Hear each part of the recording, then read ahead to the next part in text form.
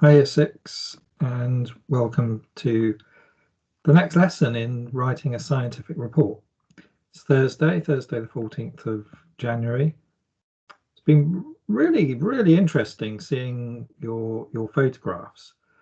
When you upload them, make them really clear, because I am very interested in reading them. And I'm wondering if yesterday you saw the examples of some of the writing from your class. If you didn't, it was right at the end of yesterday's video, so you may want to have a look at those.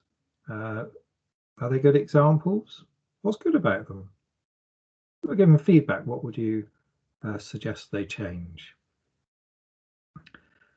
In today's lesson of the scientific report, we're on this section, the communicate project conclusions. What that really means is that we're at the end of our science reporting. Now, before we get there, I really want to do some recaps of learning. The first thing is to pause on each of these, have a look at them, and what do you like about them? What would you improve? How do they compare to yours? Thank you ever so much to the authors. I have to say that the examples have been used without the explicit consent of the authors, but I was very grateful to receive them. And there's no better way of seeing writing than real writing. So pause and reflect on these in your own time.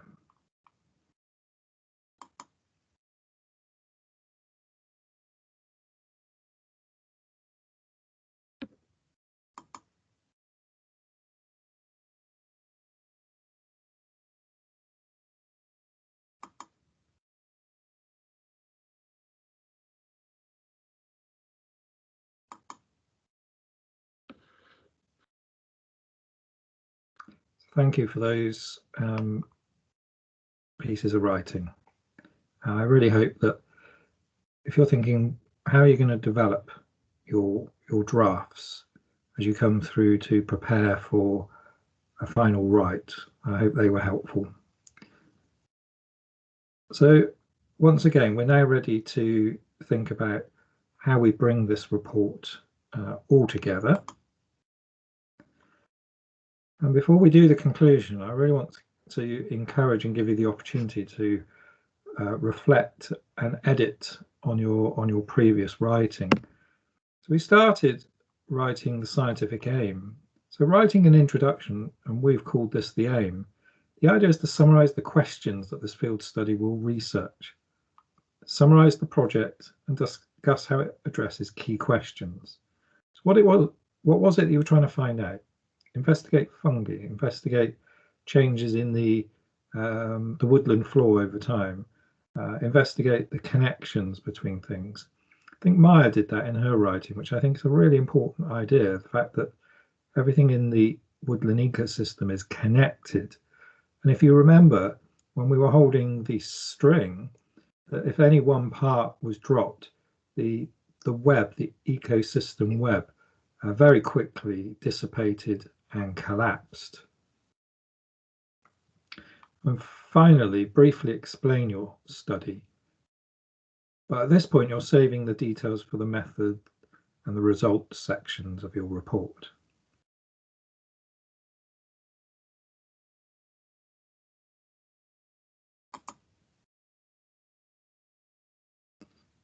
You then moved into the scientific method, and in this section, it was all about explaining your field study design.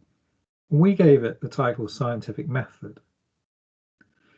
The purpose of this section is to provide your reader with exactly how you conducted your research study. And it's really important that you do exactly how.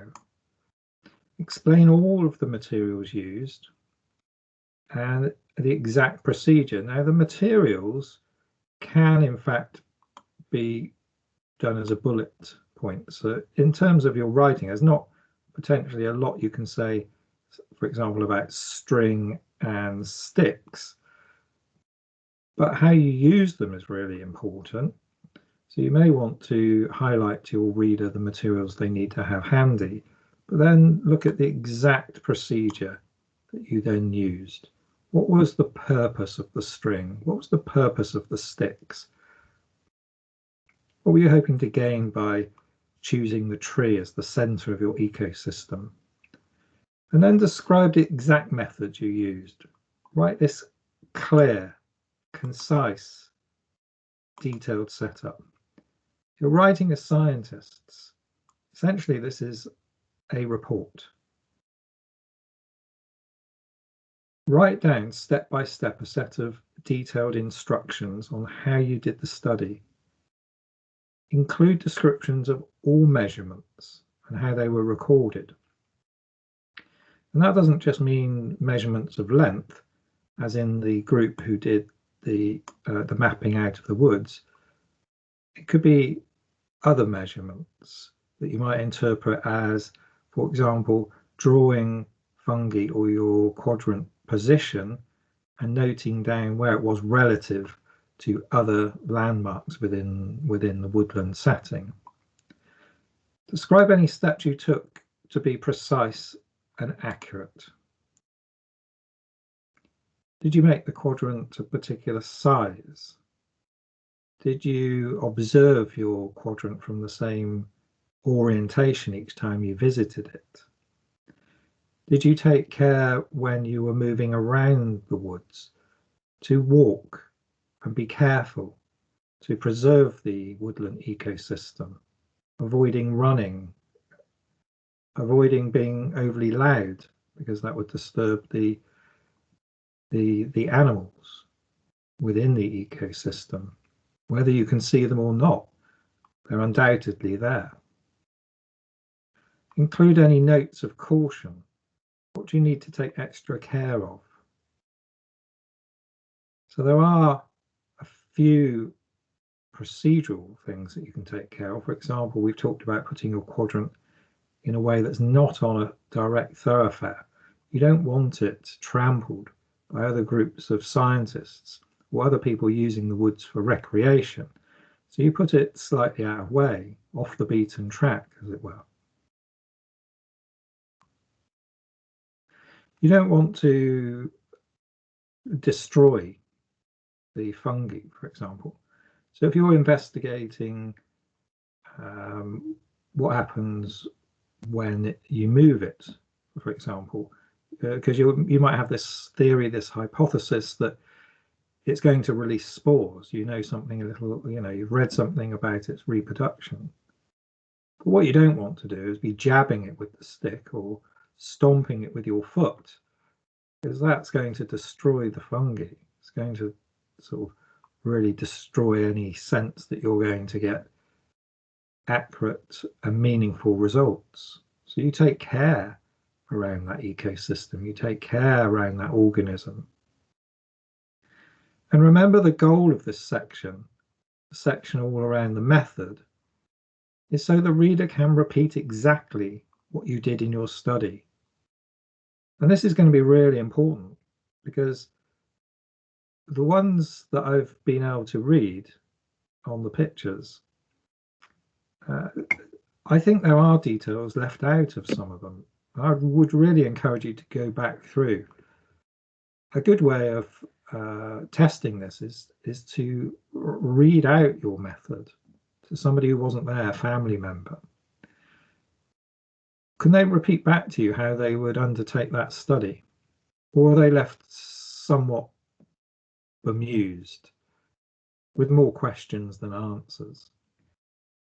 I think that's going to help you.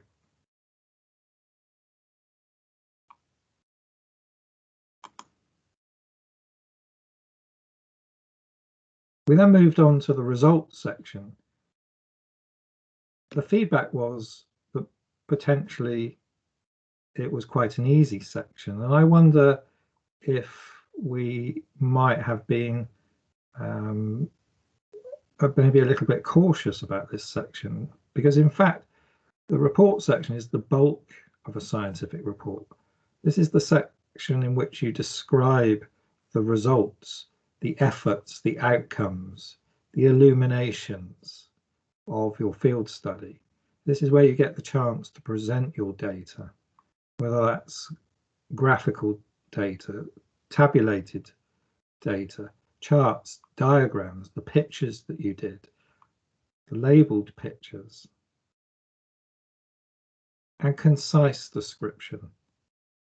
Don't fall into thinking this is a descriptive piece of writing. The description needs to be functional. You're making it clear to your scientific community what your results represent. When you use these forms of data sharing, you need to be really clear that you're signposting to your reader through titles and labels and captions that explain the context. And by brief, I don't think really you're going to achieve what you set out to do in one simple sentence. So there's probably a certain degree of brevity that's going to get your message across.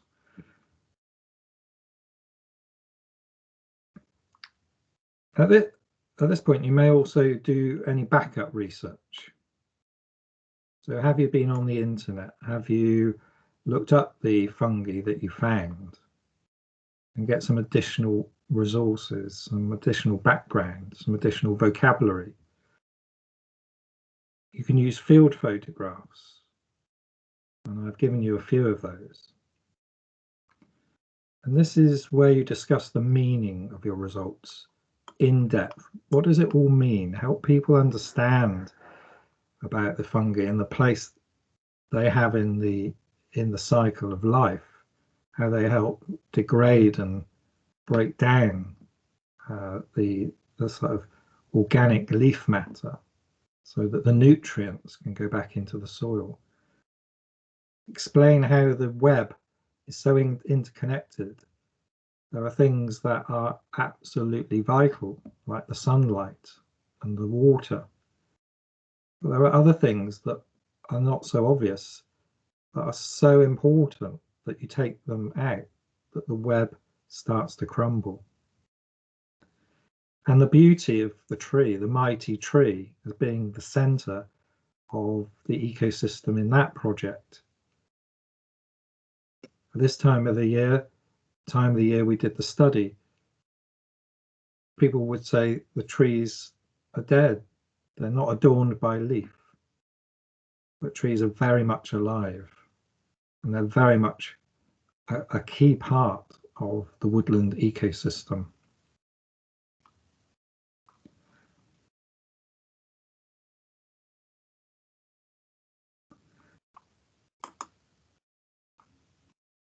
So once you have reflected on those previous sections, maybe done some redrafting, some revisions, then you are ready to do the project conclusion today.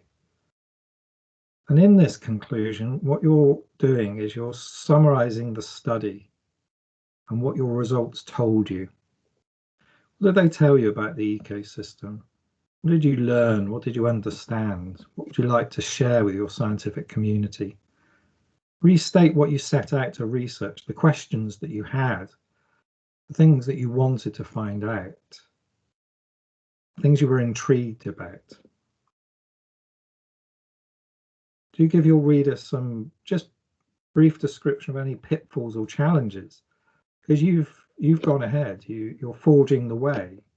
And for those who want to investigate the woodland just as you have, if you can enable them to avoid those pitfalls, overcome those challenges during your process, they may be able to go on and gain even more scientific data from that woodland. And finally, as you would with all really quality, cohesive pieces of writing, link back to the introduction, the aim. Were your goals, your results, did they bear out what you were hoping to find out?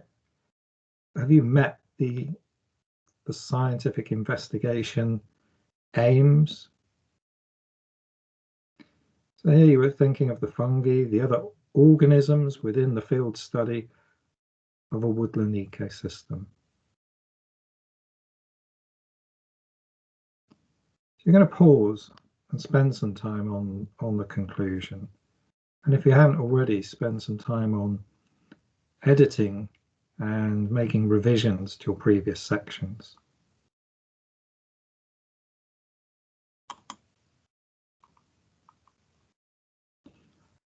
We'll spend about 1 hour on this lesson in total. So that would include listening to the lesson video, rewinding, repeating, pausing, and reflecting. The next time we get together, we're going to make a plan for a scientific poster.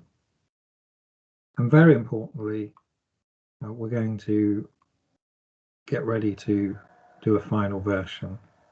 So together, and with my support, we will revisit our draft and make it fit for the audience and the purpose that we set out with. So until the next lesson, happy writing, scientists. Take care.